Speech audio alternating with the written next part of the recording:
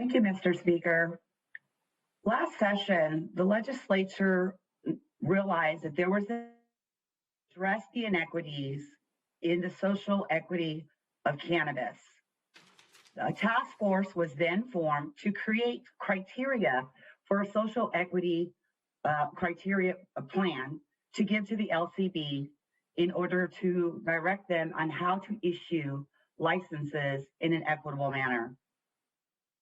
Unfortunately, the task force was to begin its work in August of 2020, but due to the pandemic, we did not get to meet until December of 2020, which was the same timeline that was given by the previous legislation to report back to the legislature, to the governor's office, and to the Liquor Cannabis Board.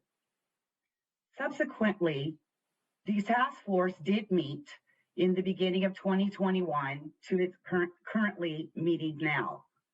In the beginning, it established its operating guidelines and standing up the office. But also, more importantly, it heard from a lot of members of the community in public testimony. And one of the things that was coming out in the public testimony is that they felt that the task force was limited in their scope of the work that they would take a look at to see if it was equitable. Mr. Speaker, that's what House Bill 1443 does. It will establish an expansion of the work of the task force. Mr. Speaker, 1443 reflects input from over 300 interviews held by the Commission on African American Affairs, from discussions that came out of listening sessions that the Liquor and Cannabis Board held last fall, and also from public comments from the very task force in which I am presenting to this body.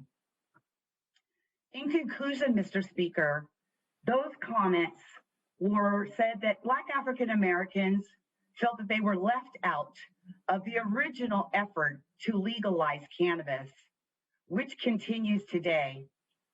And we can see that by not many Black African Americans in the state of Washington are privy to have a cannabis license. This also is perpetuating old policies that will continue to exclude the historically marginalized, indigenous, and communities of color.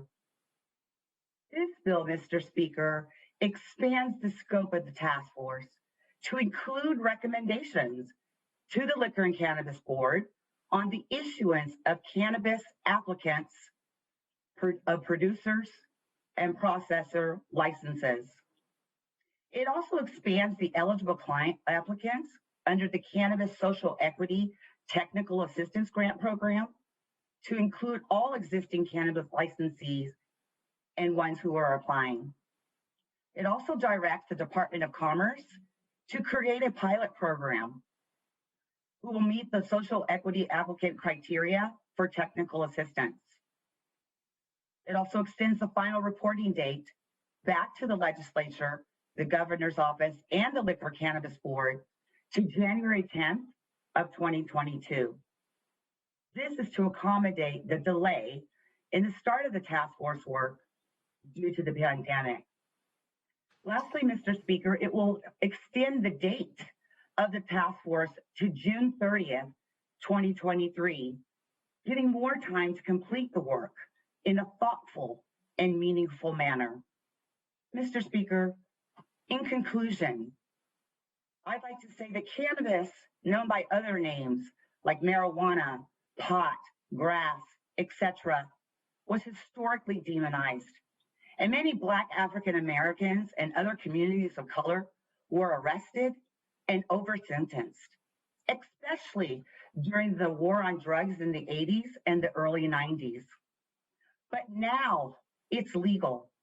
And Mr. Speaker, my hope is that this bill will help the task force to ensure that this industry is equitable and that we are ensuring access to every community in the state of Washington, that they may also participate in this industry to build wealth for their families as well.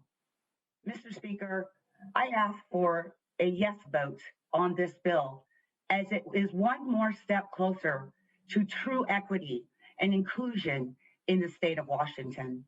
Thank you, Mr. Speaker.